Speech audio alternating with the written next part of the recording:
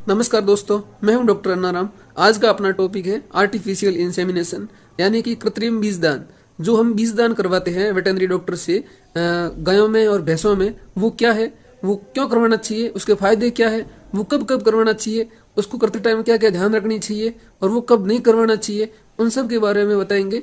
और artificial insemination यानी कि कृत्रिम बीजदान का पशुपालन के लिए क्या योगदान है और किस तरह से आर्टिफिशियल इंसेमिनेशन से अच्छी अच्छी ब्रीड, अच्छे अच्छे जो बच्चे पैदा होते हैं या गायें पैदा होती है, उसका किसानों के लिए क्या फायदा है। और एआई क्यों आज के टाइम में इतना अच्छा काम कर रहे हैं, उसकी वजह से नई नई ब्रीड्स बनाई जा रही है आउट क्रॉसिंग के द्वारा और क्रॉस ब्रीडिंग के द्वारा, उसके बारे में आज समझेंगे।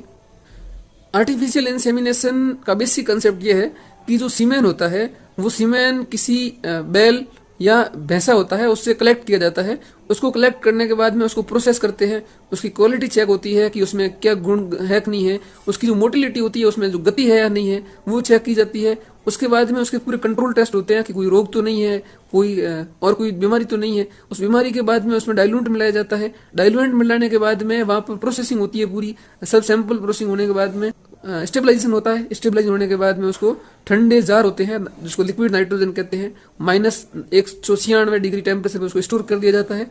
और वो स्टोर तब तक रहता है, 1-2 महीने तक स्टोर रखते हैं। उसके बाद में उसको सप्लाई कर दिया जाता है एआई वर्कर के लिए। फिर वो उसको फील्ड में लेके जाते हैं और वहां पर डिमांड के आधार पर गाय और भैंसों में एआई करते हैं। एआई के क्या फायदे हैं? सबसे बड़ा फायदा ये है कि जब जरूरत होती है तभी वो प्रदान कर दिया जा सकता है और एक पहले से एक क्वालिटी कंट्रोल टेस्ट से गुजरे हुए एक अच्छे शुक्राणु या सीमेन प्राप्त किया जा सकता है। और दूसरे किसानों के पास एक विकल्प रहता है कि किस भैंस का करवाना है, जैसे मुर्रा है, अलग अलग ब्रीड की भैंसों से करवाना है, या कौन सी गाय है, जैसे गिर है या थारपारकर है या साहिवाल है या एचएफ है, एक्सोटिक ब्रीड है, कौन सी गाय का बीज उनको चाहिए उनकी गाय के लिए, तो उनके आधार पर ये बहुत ही अच्छा तरीका हो सकता है। दूसरी बात, एआई के द्वारा ब्रीड का प्रमोशन होता है। मतलब प्रमोशन का मतलब ये है कि अच्छी ब्रीड का निर्माण होता है। जैसे एक नेटिव ब्रीड है जिसमें कुछ गुण नहीं, अच्छे गुण नहीं है, लेकिन उसको बार बार रिपीटेशन अगर एआई करवाएंगे तो 5 से 7-8 पीढ़ी के बाद में वो एक अच्छी नई ब्रीड बन सकती है। उस ब्रीड के द्वारा हम अच्छे मिल्क प्रोडक्शन है या उसके अच्छे गुण हैं, उसका जो अच्छे करेक्टर है वो प्राप्त कर सकते हैं। वो हम नेचुरल प्रोसेस के द्वारा नहीं कर सकते। इससे फिर फर्टिलाइजेशन हो जाता है। किसान भाइयों को भैंस या गाय को लेकर दूसरी जगह नहीं जाना पड़ता। ऑन डिमांड फील्ड में डॉक्टर या एआई वर्कर आके उनकी एआई कर लेते हैं। इसके वीक पॉइंट भी है। एआई के वीक पॉइंट ये है कि अगर सीमेन जो शुक्राणु है उसको नाइट्रोजन में अच्छी तरह से कोल्ड चेन मेंटेन नहीं की गई है, जहां बना है वहां से लेकर के जहां पर डिलीवर हुआ है, तो चांस रहता है कि जो सीमेन है उसकी क्वालिटी मतलब मोटिलिटी गिर गई है, तो जो ठहरेगा बीज वो ठहरने के चांस कम हो जाते हैं। तो वो एक वेटरनरी डॉक्टर या एआई वर्कर को इस बात का ध्यान रखना चाहिए कि वो उस चेन को अच्छे से मेंटेन करे। टेम्परेचर मेंटेन बहुत ही जरूरी है। अगर टेम्परेचर ऊपर नीचे हुआ तो एकदम कोल्ड शॉक बैठता है या हॉट, उसकी वजह से वो शुक्राणु डेथ हो जाती है। डेथ होने की वजह से एआई सक्सेस रेट बहुत ही कम हो जाती है। अब इसको कैसे मेंटेन करें, क्या करना चाहिए और क्या नहीं करना चाहिए? जैसे ही एआई वर्कर या हम डॉक्टर्स लोग जो अभी नए नए फील्ड में आए हैं, उनको सबसे पहले ये करना है कि वो जैसे ही हमने सैंपल लिया, स्ट्रॉ लिए, उस स्ट्रॉ को क्या करना है कि अच्छे से उस जो कंटेनर नाइट्रोजन कंटेनर है उसके अंदर हमेशा डूबे हुए होने चाहिए। उसको 2 या 3 दिन के बाद फिर से नाइट्रोजन से फिलअप करना है। और जब एआई करे तो उसको हाथ से नहीं लेना है कभी भी। स्ट्रॉ को, स्ट्रॉ का फॉर शेप आता है, उस फॉर शेप से स्ट्रॉ लेना है और उसके ऊपर ऊपर जो वाष्प है उसको एक बार ठंडी छाया के अंदर उसको उड़ने देना है। उसके बाद ही जो पानी हमने रखा है जिसमें 35 डिग्री से टेम्परेचर मेंटेन किया है, उस टेम्परेचर में डालना है 30 से 35 सेकंड के बाद, 30 से 35 सेकंड तक।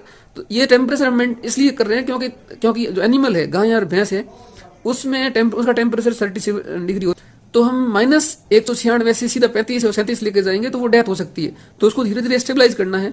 ग्रेजुअली टेम्परेचर अगर बढ़ेगा तो वो शॉक में नहीं जाएंगे और सक्सेस रेट है वो ज्यादा अच्छी होगी।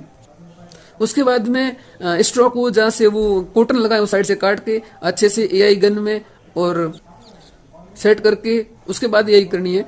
तो एक अगर हेल्दी और हाइजेनिक सिस्टम के साथ साथ अगर सिस्टम फॉलो किया गया कि किस तरह से टेम्परेचर को मेंटेन करना है, तो किसान भाइयों के लिए फायदा होगा कि उनको दोबारा एआई कराने की नौबत नहीं आएगी। वो एक बार एआई में बैठ जाएगा, बीजदान अच्छा हो जाएगा, तो उनके लिए भी फायदा है और अपने लिए भी फायदा है कि एआई रेट, सक्सेस रेट बढ़ जाएगी। एआई रेट कम क्यों है? कभी कभी आर्टिफिशियल इंसेमिनेशन से जो फर्टिलाइजेशन है, इसको बीजदान के बाद जो सक्सेस रेट बोलते हैं, वो 60 से 70% होती है, कभी कभी इससे कम भी होती है। इसका कारण क्या है? मेन कारण ये है कि कभी कभी स्यूडो हीट में होती है।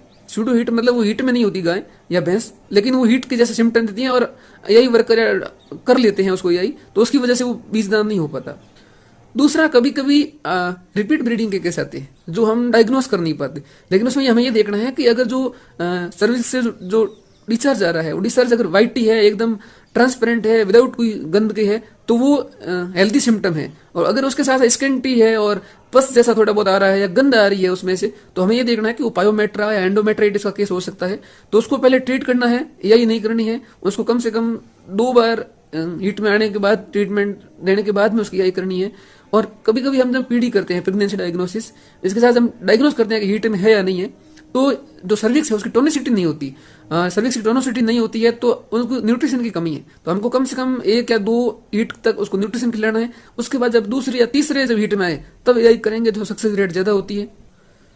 सबसे बड़ी बात यह है कि हमकी गाय या भैंस की हिस्ट्री लेनी चाहिए कि जो पिछली बार जो पार्चुरेशन हुआ था, जब गाय या भैंस ब्याई थी तो कैसी ब्याई थी, उसकी जो प्लेसेंटा थी वो गिरी थी या गिरी नहीं थी, इसका क्या केस है, कैसे क्या खिलाते पिलाते, उसके आधार पर हम उसको रिलेट करके उनको बच्चे अच्छे से डायग्नोस कर सकते हैं। आजकल सरकार, केंद्र सरकार हो या राज्य सरकार के प्रोग्राम चल रहे हैं अच्छे बीजदान के, आर्टिफिशियल इंसेमिनेशन से उनको ब्रीड बढ़ाने के अच्छे प्रोग्राम है, इसको ब्रीडिंग पॉलिसी बोलते हैं। उससे मिल्क प्रोडक्शन बढ़ता है, ब्रीड की क्वालिटी बढ़ती है, जिससे किसानों को फायदा हो सके, कम खर्चे में अधिक उत्पादन होगा, इसलिए एआई प्रमोशन प्रमोट किया जा रहा है। और हमें यह ध्यान रखना है वेटरनरी डॉक्टर्स को, एलएसए को या एआई वर्कर को, कि हम उस बुनियादी ढांचे को फॉलो करें, अपनी प्रैक्टिस को अच्छे से करें, फील्ड प्रैक्टिस को सिस्टमेटिक ढंग से करेंगे तो पशुपालकों को फायदा होगा। और जब पशुपालकों को फायदा होगा तो अपना जो काम था वो आधा काम तो हो गया। अपना मेन पर्पज है कि पशुपालकों या जो किसान वर्ग है उनके लिए फायदा होना चाहिए, उनको क्या बोलते हैं, टाइम पे एआई होनी चाहिए और उसका सक्सेस रेट अच्छी होनी चाहिए। और इसके साथ साथ अगर अच्छा काम होगा तो किसानों के लिए कम खर्चे में अच्छी ब्रीड बन सकती है। तो आज का यही वीडियो था। कुछ सजेशन है तो कमेंट बॉक्स में जरूर बताइएगा।